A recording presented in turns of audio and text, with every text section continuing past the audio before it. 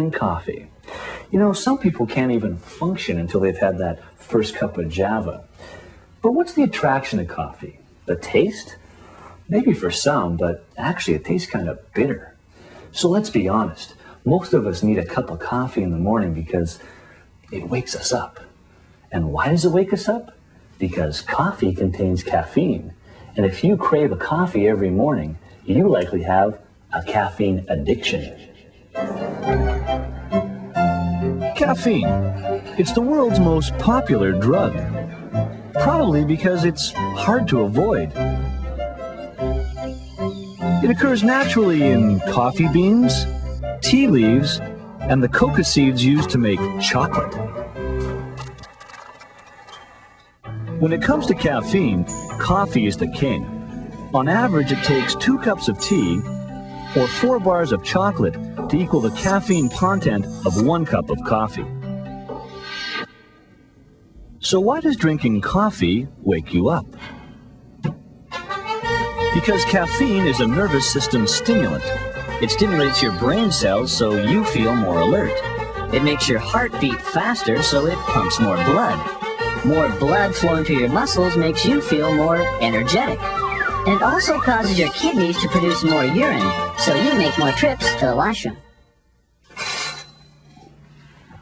In moderate amounts, there's no problem.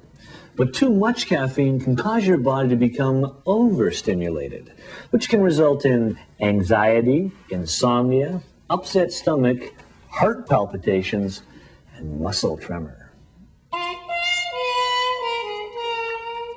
Like many drugs, caffeine is addictive. If you drink enough of it on a regular basis, you can start to crave it. And it doesn't require as much caffeine as you might think to become an addict. 350 milligrams of caffeine per day is enough to develop a physical dependence.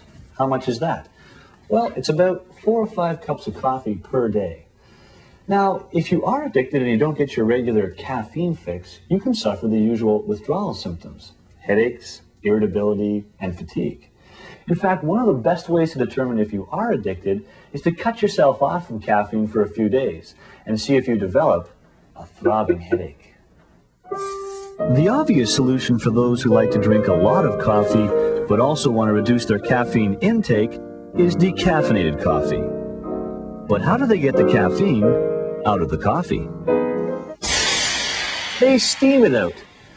Steaming the raw coffee beans moves the caffeine to the outer surface of the bean, and once it gets to the surface, it can be collected.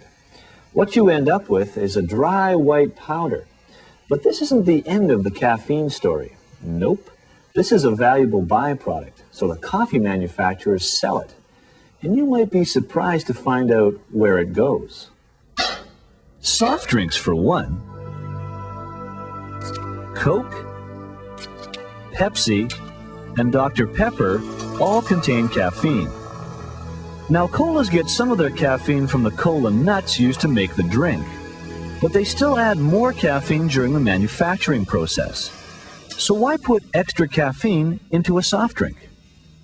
The manufacturers say it's a flavor enhancer, meaning the bitter taste of the caffeine helps to offset the sweetness of the other ingredients. Now, some cynics out there might think it has something to do with caffeine being addictive and you developing a craving for the product. I don't know.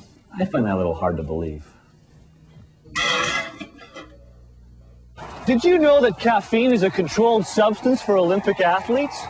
Besides making your heart pump more blood, caffeine also enables your muscles to work longer before they become fatigued. Now, obviously, this is an advantage for an athlete, particularly in an endurance race like a marathon. Now, Olympic officials are more concerned with athletes who inject caffeine or who take caffeine pills rather than those who have a cup of coffee before an event.